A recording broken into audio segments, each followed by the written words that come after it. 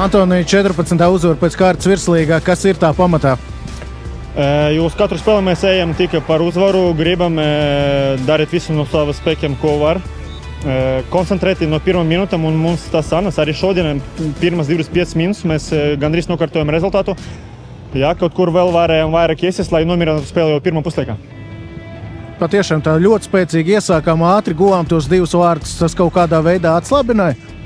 Nevar teikt, ka atslabināja. Varbūt vairāk atslabināja tie momenti, kuri mēs pēc tam neizsitam, jo bija 100% momenti, kurus mums vajadzēja realizēt kaut vienu no 2, vienu no 3, bet mēs kaut kā nekoncentrēti piegājām pie tā. Bet labi, ka otrā puslaikā pēc zaudētiem vārtiem arī sanāca mums iesist, un jau spēles beigas jau bija tā mierīga.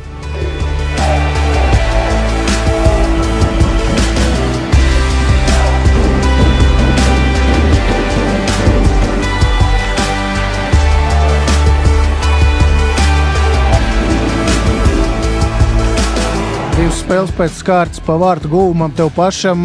Kā izdodas tikt līdz šīm iespējām?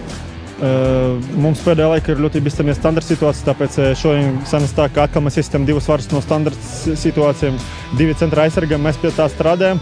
Un prieks pa komandu, kā mums ar šito komponentu mēs varam sist vārtus. Vienu uzvaru, lai sasniegtu kluba rekordu gūtajās uzvarās pēc kārtas. Cik tas ir svarīgi? Katra spēle ir svarīga, un pēc tam iet tās rekords. Jā, nākamā spēle ir svarīga, mēs gatavosimies, mums būs uzdevums uzvarēt, un pēc spēles jau domāsim par mūsu rekordu. Paldies! Paldies!